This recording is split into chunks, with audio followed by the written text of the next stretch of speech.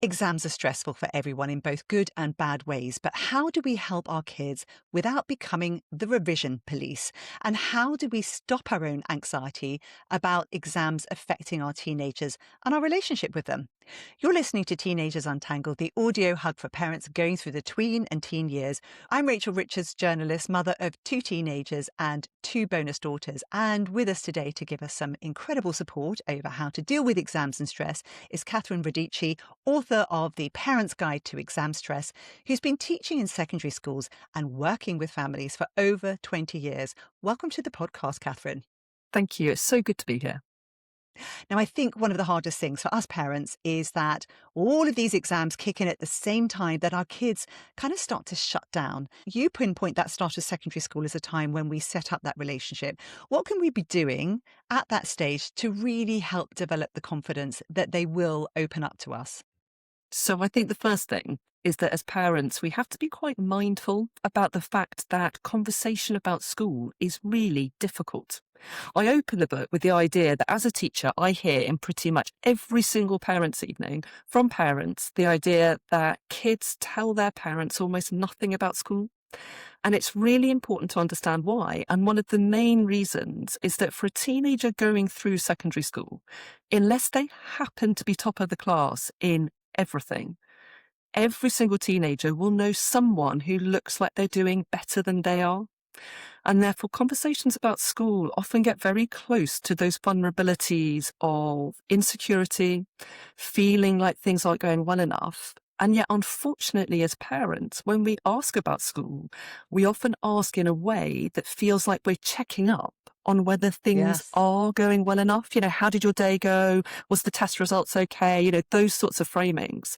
And therefore, because our questions often connect with that vulnerability, the easiest thing for a teenager to do is rather than engage with that really awkward question of, is it going well enough? The natural thing to do is just say, I'm fine. It was fine. Leave me alone, Yeah. and they're tired. They're also tired when they Yes. come home.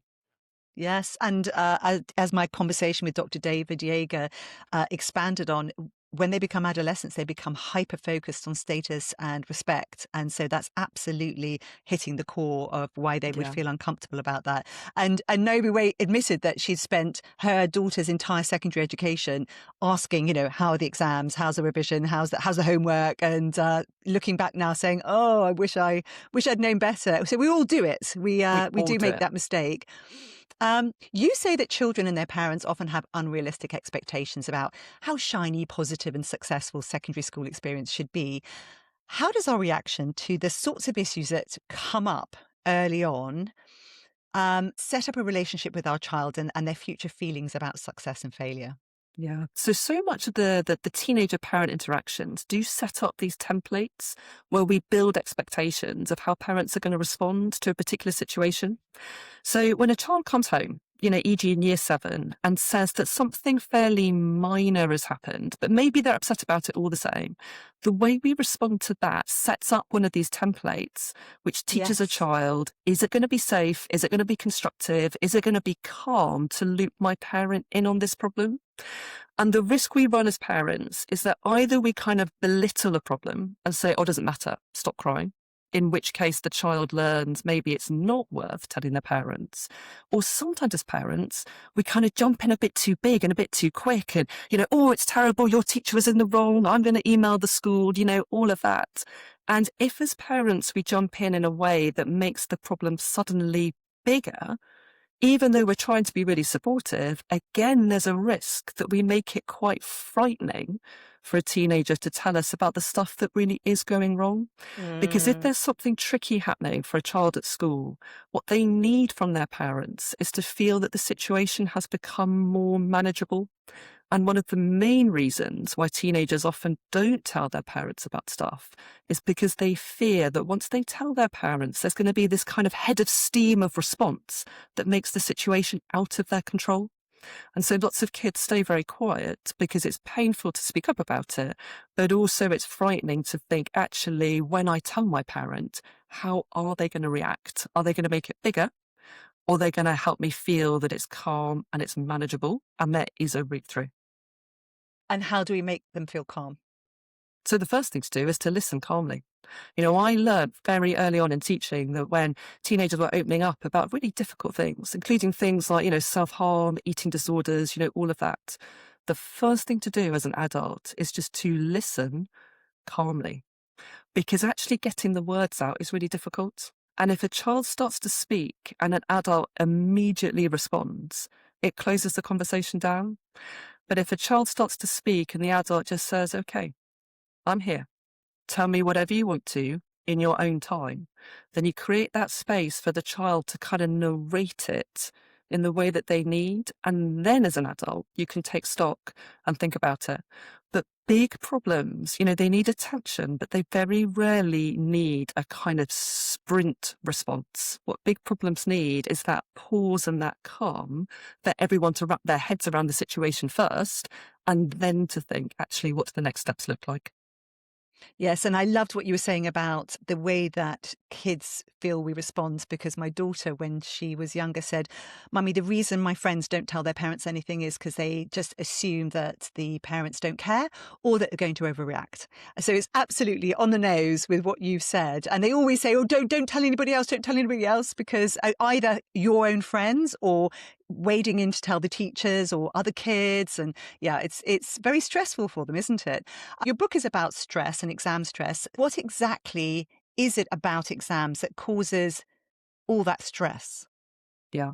So the book is centered around exam stress because exams are sort of like the pulsing heart of that secondary school experience. But the reasons why they are stressful are also indicative of what's going to be difficult in that secondary school experience in general.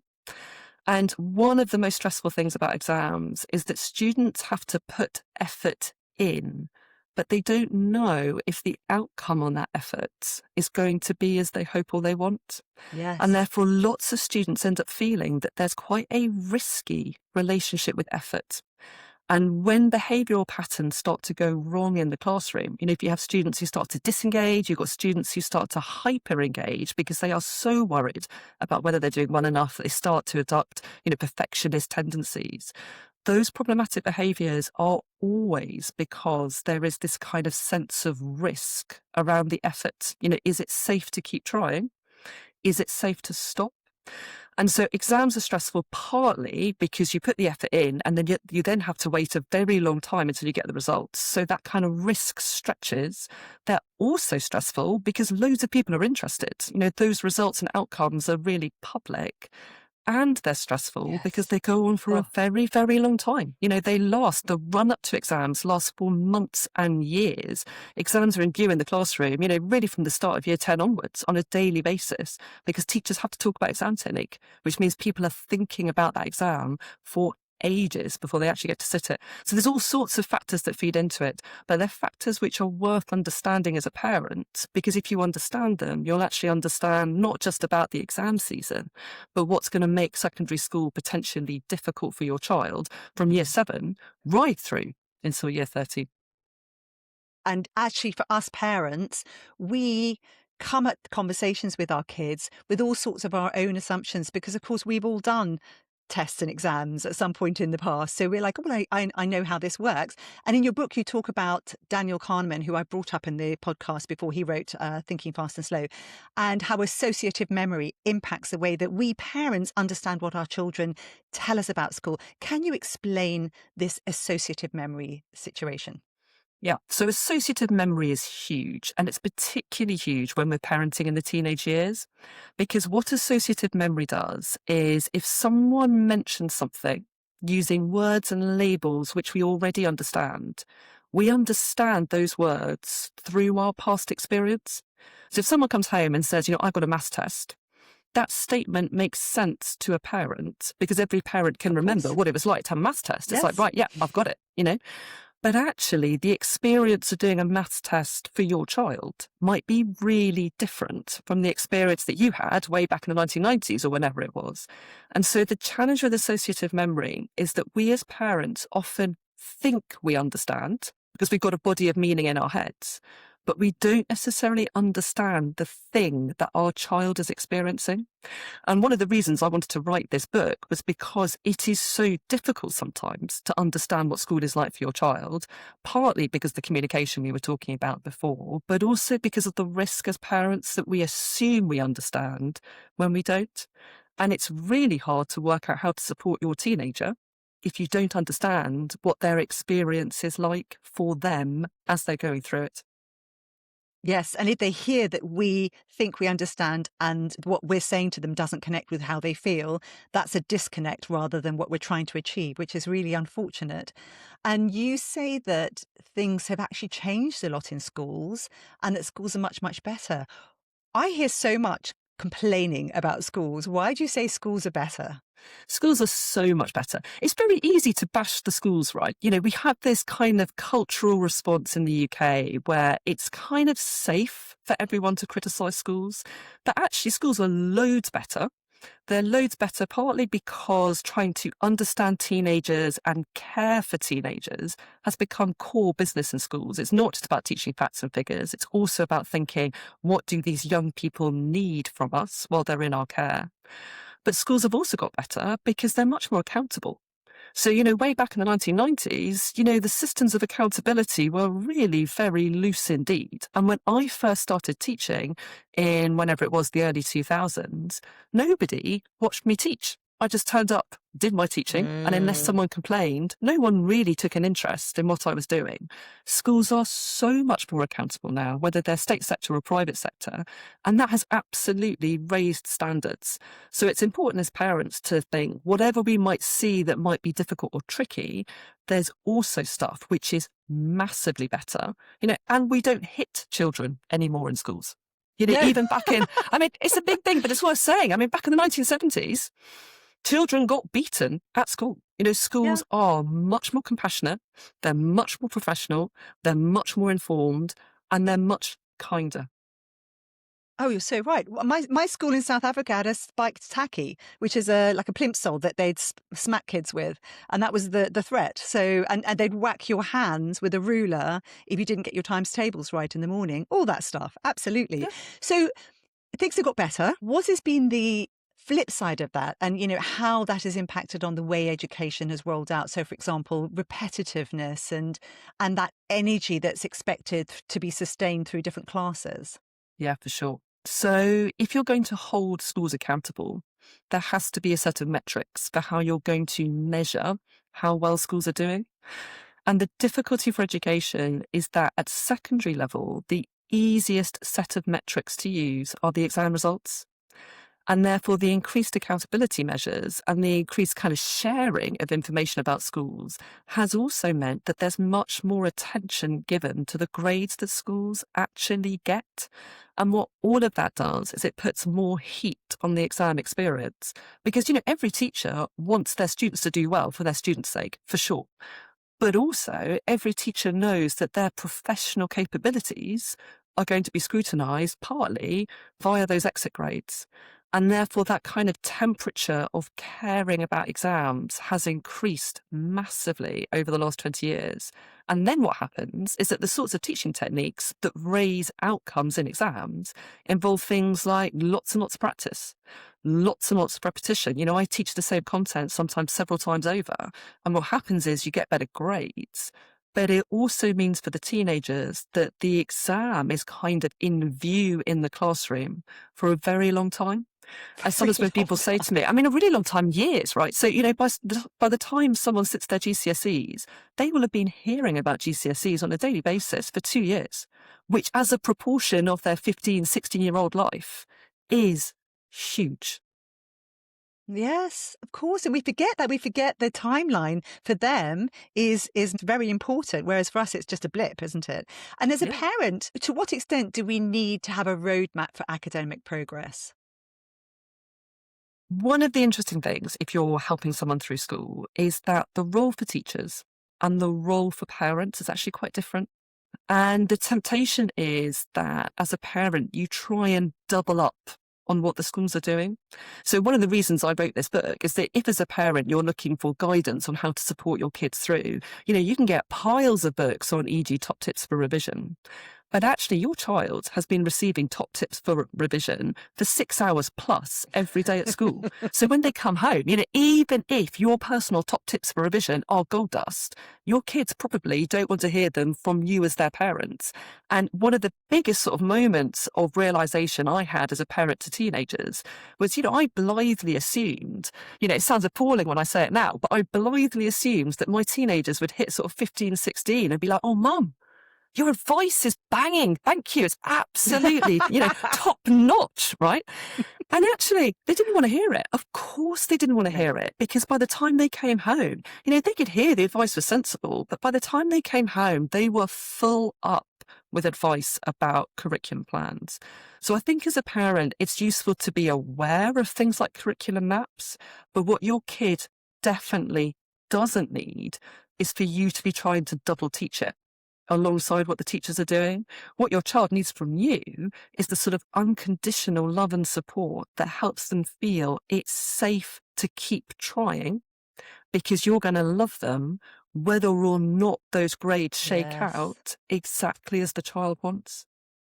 Yes, I did a recent episode where I interviewed my daughter about this kind of concept of whether a kid's being lazy, and she said all kids want to do well. They all want to achieve. It's just if they're not and they're not working hard, it's because something else is going wrong. And the parent's job is to look at that, not at trying to hit them with a stick, come on, keep going and make them sit in the room and work. How do we know how hard to push our kids? Because this is something I've written quite a few articles on, because it was the thing that I really battled with when I was going through these teen years with my children. How do you set high expectations without, pushing them too hard? How do you hand over responsibility without overburdening them? And I don't think you can ever quite get it right. This balance is very difficult. What are your thoughts about that? The balance is so hard. It's the question I get asked Mm. all the time. How hard should we push? And there is plenty of grounds to think that a parent being interested and pushing and believing in their child's capacity can be really enabling. So I would never say as a parent, the advice is stand back altogether, hands totally off, But what I would say is that if you are keen to push your child, if you think your child needs to work harder or needs to take something more seriously, before you push, what you do need to understand as a parent is what that push is going to cost your child. Because if your child finds it difficult to work, every time they sit down and do an extra half an hour or an hour that they're doing because you as a parent are pushing them, there is a cost that your child feels in the short term. And maybe it's the cost of, I just don't enjoy it, but I've got to do it anyway. Maybe it's the emotional cost of my parents are kind of steamrollering this in. Maybe it's the cost that they actually don't feel very good at the work, and therefore when they're doing it, they're kind of meeting their own shame. There will be a short-term cost. And if you want that push to be effective and enabling, as opposed to crushing, you do need to understand what that cost looks like so that you can help your child find the emotional reserves and energy to meet that cost and keep going. So quite a lot of the work of the book is designed to help parents think about that balancing line. It's really difficult to know, should I back off? Should I lean in? But the answer to that question always rests, first of all, in trying to understand how it feels for your child. Because then whatever you decide, you can do in a way that's informed as opposed to based on assumptions. And if you just assume you should do something, then there's a risk of misfires and damage that you don't realize you're causing because you haven't paused to explore them in advance. Interesting. And you said in the book that some of the most painful areas of difference between a teenager's perspective and a parent's viewpoint often center around values. What do you mean by that? So it's a kind of well-known principle in adolescent development that the big emotional work as a teenager is finding your own sense of self. really young children don't really see themselves as other and different to the people around them.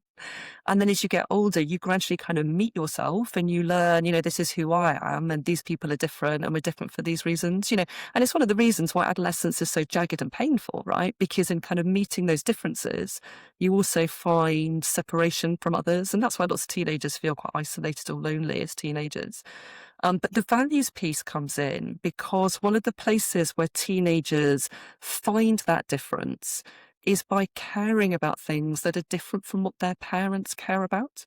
And some of that is experimental. Some of it is just kind of testing out different sort of value systems. And some of it is quite entrenched and long lasting. But it means as a parent, if you have so clear a set of values that, e.g., education is really important, which I would agree with, by the way, 100% agree with. But if you have a set of values like, e.g., school matters, your values will be so familiar and settled to you as a parent that you possibly haven't paused to question them. But your child's sense of what they should be doing and what matters to them and what's important to them is going to be in a state of flux. And therefore, it's very likely that there are going to be clashes over your sense as a parent about what really matters and your child's sense. And in those clashes, as a parent, either you sort of turn around and walk off and say, well, there's no reasoning with you, or you sort of turn around, face in and say, you must listen to me. Or you actually pause and have a really curious conversation and understand where your child is coming from. And if you do that, even if you and your child stay on different pages, you're going to remain much more connected in that difference than you would be if you hadn't paused to have that curious conversation first. I love that. And I have talked quite often about the importance of understanding what our values are. And it is because then we can communicate and have conversations about them. Because often they feel like a gut punch when you feel like someone thinks differently to you, particularly when it's someone you love. It can be quite painful. So yes, being able to calm down and say, actually, we just noticed something that's different here. Let's have a conversation about it and understand each other. And when it comes to kids who've just started in that first year at secondary school and they seem to be cruising, what should we be doing? Should we put, because I saw a parent recently on Threads saying, oh, my daughter is so much more capable at maths, do I need to keep pushing her? Should I keep her going so that she can improve at this stage because she could be doing so much more? Or is there a different way of looking at that? Yeah, it's such an interesting question. I've met loads of parents who worry that if their child kind of takes their foot off the pedal, starts to cruise, they're going to go backwards. And I've also met a lot of parents who think that the faster you make progress, the better. So if there's space to get ahead in year 7, kind of crack on and get ahead. But the challenge with secondary school education is that you can't really get ahead. Because wherever you are in year 7, 8, 9, and I've taught plenty of kids who are kind of like amazingly advanced in their knowledge of, whatever.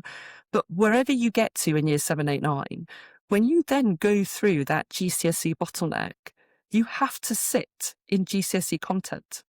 So, students who are kind of done GCSE French by the time they're in year 8, they've still got to do GCSE French again when they're in year 10 and 11.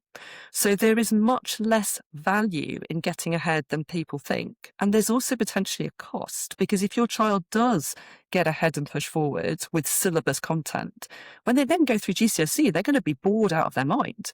And then you kind of run the risk of disengagement at the point where you actually do need your child to lean in and take it seriously. So, if you've got a kid in year 7 or 8 who's cruising through school and seems not to be breaking into a sweat, I would say, fantastic. Count your blessings. That is absolutely brilliant. And provided they are energized and enthusiastic about something, it doesn't really matter whether that something is on the syllabus or not. What matters is that they are finding reasons to kind of get up in the morning with a spring on their step. And if what they love is, reading fiction or painting or drawing, it doesn't mean you should be repurposing that time at that age for the sake of more algebra. You really don't need to, because the algebra is going to take care of itself when they have to go through that GCSE bottleneck when they're 15, 16 anyway. I love that viewpoint. And when I spoke with Ned Johnson, who was the author of The Self-Driven Child, he made it very clear that hobbies are not ephemera, a pointless exercise, that actually when you are engaging in anything that you're particularly interested in, the neuroplasticity of the brain is working to help you learn how to concentrate. And that is what you're going to need later on. So it's not wasted time at all. In fact, it's actually a wonderful creative way of getting that brain doing what it needs to be doing anyway.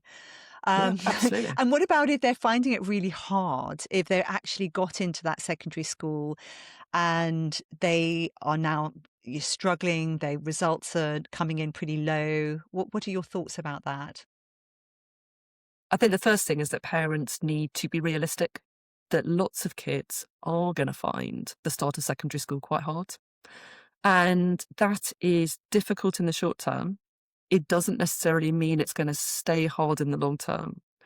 But if you're in a position where your child is very unhappy about going to school, you go one of two ways. Either you try and make school much better. And if it is possible to make school much better, then obviously that's a sort of ideal outcome. But for some children, school is going to stay tough for quite a long time Mm, because actually, if you are a child who is in the bottom 10% of a year group, or if you're a child who really struggles with organisation, or if you're a child who's got a kind of neurodiverse profile where you find school overwhelming and exhausting, school is going to stay tough, right? So the kind of second route as a parent is you think either we put all the focus on trying to get school better, or we make sure that there are other bits of our child's lives that are positive and straightforward and excellent. And what is absolutely the case is that a child is going to find it much easier to handle the tough bits of school if school is not the only thing in the mix for them. If they've got a fantastic yes. hobby that they love to the sides and they know that when they go and play football or when they, go and do their kind of ballet lessons or whatever, that they feel, welcome and accepted and positive and praised, in that bit, that's going to give them a kind of a resilience and a sense of self-worth. That's going to make it much easier to survive the school bit. So one of the main bits of advice I give to parents is that if your child is unhappy at school, it's not just about whether you make school better. It's also about making sure there's enough counterbalance in your child's life so that they can build a sense of positive energy, strong sense of self in terrain which fits them better than maybe school does. Because the irony of school, even though I say that school is loads better than it used to be, which it is, the fact is we are still trying to kind of funnel kids through a particular process of a particular size and shape. And it is not easy for some children. Sitting still at a desk for hours on end while teachers talk at you, for some children, that is never going to be easy. And if your child No. is one of those, then you need to think about what else can there be in my child's life so that school is not all there is. Yes, and schools are kind of winner loser at in terms of exam results and things. And I think what's wonderful is you've been explaining how when they're in that school system, they can feel so stratified that giving them a way of building up status and respect in a different area can really, really take that pressure off and make them feel so much better. Gosh, it's really It's, important, isn't it? it's so And important. you mentioned in the book the burden of praise that children feel. What do you mean about that? Yeah, burden of praise. It's quite a useful concept. And I chose those words very carefully because it's a concept which seems a bit strange at the outset. And praise is really good. Obviously it's good. Praise kind of helps a child feel valued and cherished and so on. But it's also worth being mindful as a parent about what you praise someone for. Because when you praise, the value mechanics run in a way that means that your child thinks, oh, this thing I've done, it's valuable, it's important, therefore I need to keep doing it. And some of the things we praise for, it's very straightforward to keep doing. But some of the things we praise for, like e.g. 10 out of 10 in a spelling test, it's not at all straightforward to keep doing. Because as children go through secondary school, typically their marks go down. And that applies to kids at the top of the tree, middle, wherever, Yeah. wherever you are on that attainment spectrum. As you get older, marks go down. And so children who've been praised for very shiny outcomes when they're very young can end up in this kind of Yes. burden situation where they think, I need to keep delivering it. And I have worked with so many teenagers who feel that they have to get, 90+%. Because when they were younger, that was the mark, that was the threshold for praise. And I've taught so many people who find it very hard to feel that EG, 60% is in any way good enough because it doesn't Wow. necessarily fit the praise metrics that got embedded when they were much younger. And because that educational journey changes, as parents, we do need to be quite mindful about whether we're praising for things that are going to be safe and secure as our children get older, or whether we're praising in a way that makes praise feel risky. So when I talk about the burden of praise, what I'm really talking about is your value currency, the thing that your child thinks is going to please you, does that value currency feel safe enough to keep investing the effort? Or does it feel risky because the child is worried they're not going to be able to access that type of praise as they get older? Oh, I love that. And that I think that's something we often don't think about because praise sounds like, well, and I praised effort. But again, what I think is really interesting about praise that I've experienced from a relation of mine is that it also comes across as judgment. Mm. There's an element of I'm going to praise you for that because that's what I value rather than that necessarily is something that you think is important. And I think we often forget that, don't we? Yeah. Um, you talk about the way that we can support our kids at home, and we've talked about listening, which is such an important thing, and trying to understand their perspective. You also talk about work habits, and I love your suggestion that our job is to establish effective work habits at home. Can you explain a bit more about what you would envisage those things to be? Yeah. So a lot of the advice in the book is focused on process, not outcome. Because the process, what your child does day by day, that's the bit that's within their control. The outcome always feels a little bit uncertain, a little bit risky. So the advice about study habits is all centered around how can you help your child find a process that is constructive and which works for them. And on a very simple level, it's things like actually agreeing what the starting and stopping points are. When are they going to work? When are they going to stop? So that it's clear for everybody what counts as enough. On a deeper level, it's things like the choices they're going to make about how they study, where they study, which resources. And as a parent, you don't need to know the right answer to these questions. What you need to do is create the space so your child can talk their decisions through with you in an interested Interesting. way. Because as a child goes through, when they make decisions about how they work, and e.g., when they stop or when they start, they have to live with the responsibility of those decisions. So I hear time and time again from teenagers, the worry between exams and results day is that coulda, woulda, shoulda, looking back, am I going to regret the choices? My friend was working that way. Should I do that? Should I not? And so one of the things that's sort of fraught for lots of teenagers, whether it looks like they care or they don't, one of the things that's fraught is carrying the responsibility for the decisions they make along the way. And a Wow. teenager who can chat through with their parents, look, I think I'm going to do it this way, and have a parent say, okay, you've got good reasons. I support you. I'm with you. If you can kind of help carry that responsibility for the decision making, then you make it loads easier for your teenager to carry that feeling of risk of, are my efforts, are my decisions going to be okay? And a teenager who can carry that risk will find it so much easier to stay engaged and to keep working. And one of the most useful things any teenager can hear from their parent is, that sounds sensible. And it's curious Wow. how rarely we say that to our teenagers, right? But if you want teenagers to grow up in a way that is considered and responsible and, all of that, then we as adults have got to take their thoughts seriously. And we've got to show Yes. our teenagers that their thoughts are worth investing in. And on the whole, the most sensible teenagers are the ones who believe themselves to be sensible, and the reckless ones are the ones who've been told, from the get-go, you never make decisions, you're always taking risks, et cetera, because kids kind of grow into their labels. And so if you can treat that thought process with respect, what will happen is your child will probably engage more and more seriously with how they make their decisions. And over time, those Yes. decisions will get so much better. Yes, and you're really supporting them becoming much more independent by scaffolding that and actually pointing out when they do things that are good and you're Yeah. catching them doing good work rather than why hasn't this finished or why haven't you whatever. No, I really like that. How do we find out what is going to help with our kids? Right. So here's the really interesting thing. Education is an iterative process. It's about, try something, see how it goes, review it, and adapt it.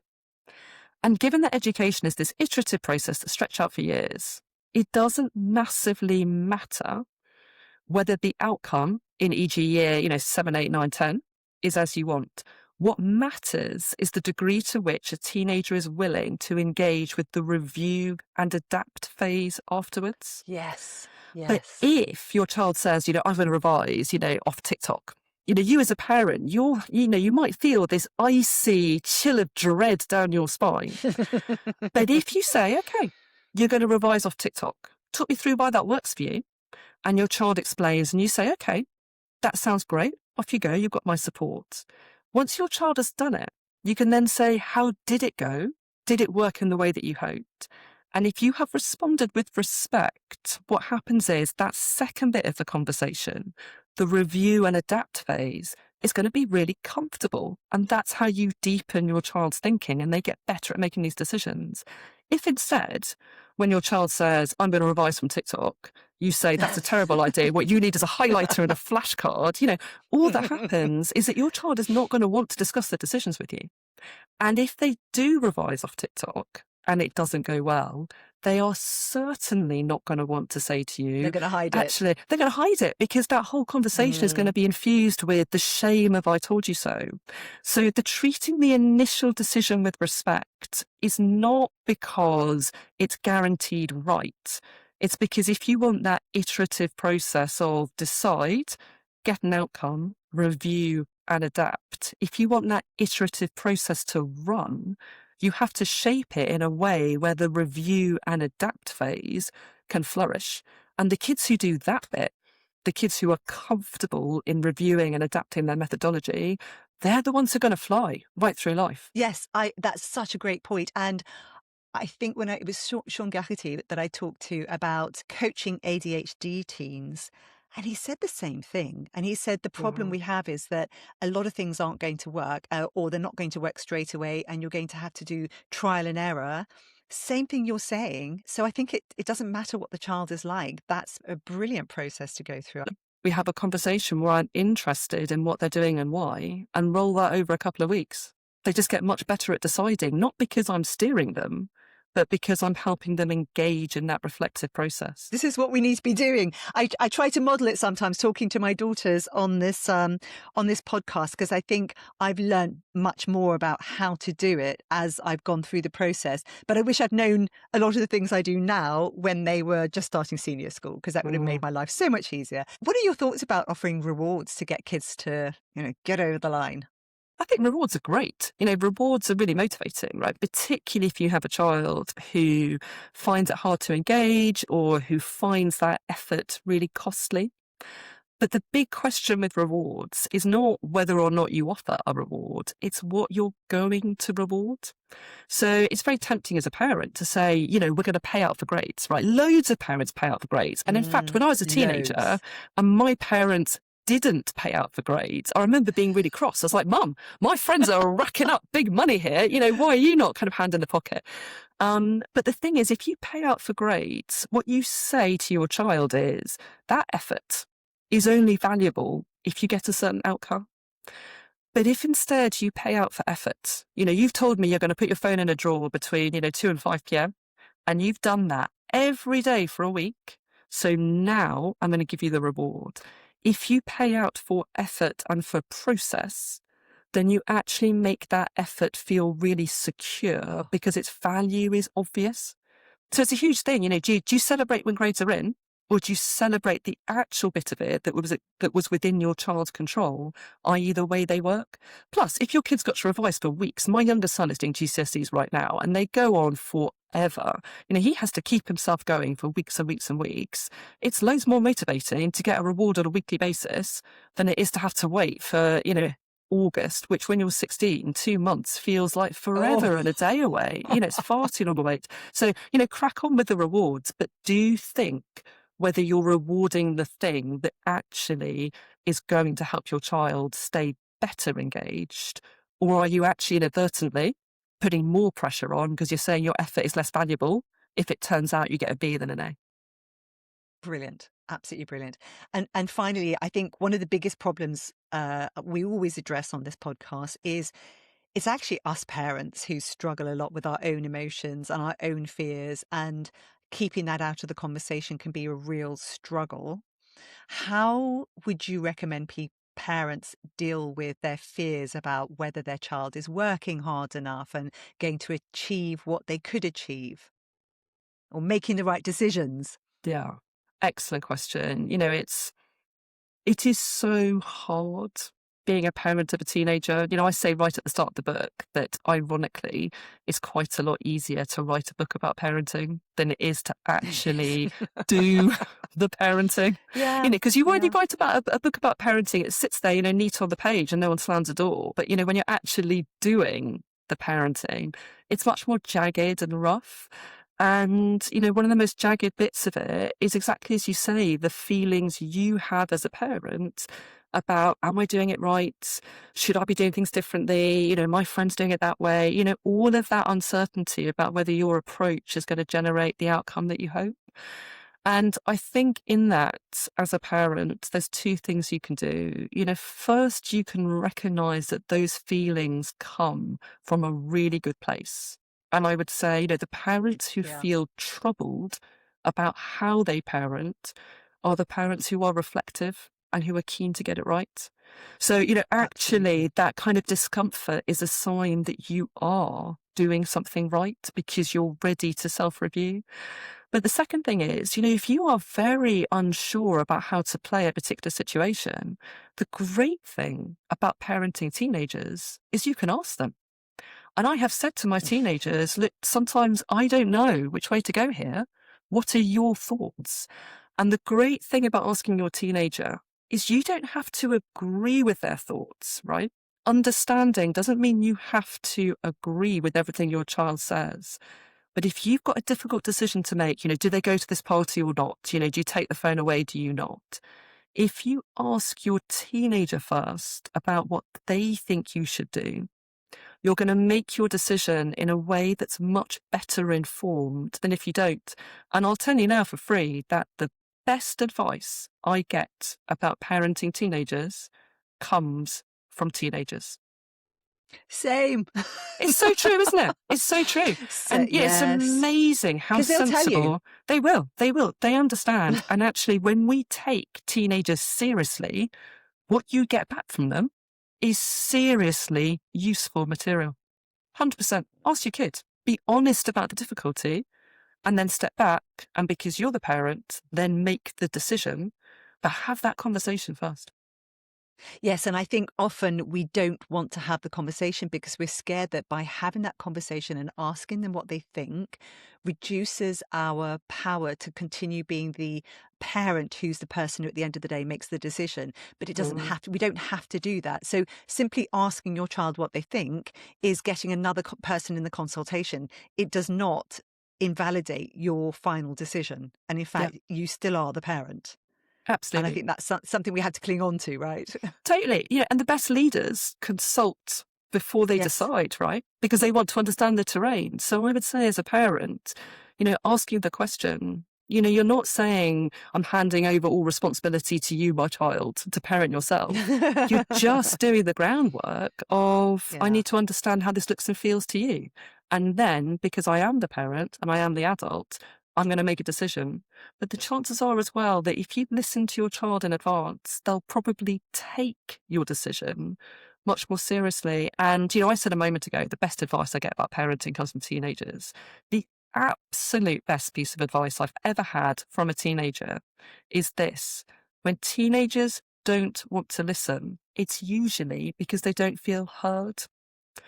And I found, whether it be with my own children or whether it be in kind of difficult discipline pastoral situations in schools, whenever I have heard the teenager first and they know that I understand where they're coming from, even if I do something which they then disagree with, they accept it and they understand it so much more straightforwardly than if I tried to weigh in all sort of authoritarian and say from the get-go, you listen to me, it's got to be this way. So yeah, if they don't want to listen, it's normally because they don't feel heard. That's absolutely brilliant. It's the acronym I use is LUFU, which is listen until they feel understood. And I'll have that in my head if I'm actually having some kind of conversation with my kids. And I mention exactly what you're talking about in an article I wrote about creating rules and consequences. And it came from a judge who had explained why the difficult people who had come before her actually listened to her and did what she said. And she said, it's because I'm prepared to listen to them first and understand the difficulties they are having. And then the people who are being sentenced say, Judge, I'll listen to you. This is the thing. All these people feel like they've never been listened to, and then they don't understand why living within a system of rules has any benefit to them. So I love your point. I think it's brilliant. That's I'm going to take that away as my big quote of the day. Catherine, is there anything else before we finish that you think is important for parents to understand? I think I'd probably say this, that as parents, sometimes we are so caught up, so understandably caught up in wanting to help things go well for our children, that we lose sight sometimes of the importance of thinking, how can we help them be ready for things to go badly? Because no matter how brilliant a child is, and no matter how wonderful a job you do as a parent, life is full of curveballs. We all know this. There are always going to be moments where your child encounters a jagged edge or a lump and a bump, and sometimes they'll be big and sometimes they'll be small, but they'll be there at some point all the same. And, I talk a lot about exam stress and, the difficulties of school and so on. I don't actually think that exam stress is a bad thing. And I don't think that the difficulties at school are a bad thing either, even if they're painful in the short term, up to a point. What they offer is an opportunity to help teenagers learn how to be strong and resilient. So the kind of final thing I'd say to parents is, when your kids are going through exams, yes, it's a chance to try and get some great outcomes. But it's also a chance to learn the dance of what stress feels like, what uncertainty feels like, what judgment feels like. And if as a parent you think about how to help them learn that dance and how to be strong, even when situations are tricky, they get something which is much more valuable than just those grades. So I quite often talk about both sides of the coin, help to do well, but also think about how you support through those jagged edges. And if you can do both bits as a parent, then I think your kids are very, very lucky to have you in their lives for kind of responding in that way. Yeah. Do you want to be my mum, Catherine? Only if you're mine, only if you're mine. And then you'll listen to me. I'm going to take your loofah. Right, Catherine, that was such a wonderful, enlightening, uplifting conversation. Thank you so much. If people want to find you, what's the best way they can do that? Via my website, Google my name. I've got a website. You can get in touch via there. And the book is available through all the usual channels. Fantastic. I'll put a link in the podcast notes. If you found this useful, right now, just send it to anyone, like at least one person who you think will benefit from it. Because let's face it, the people who are all starting school next year, those who are going to be going through their GCSE, those going through their A-levels, the ones who are even moving on into their higher education, all of this is very, very helpful. It's never too late. That's always my mantra. If you want to get hold of me, it's teenagersuntangled@gmail.com. My website is www.teenagersuntangled.com, and my Substack is teenagersuntangled.substack.com. That's it for me for this week. Thank you so much, Catherine. Bye-bye. Big hug.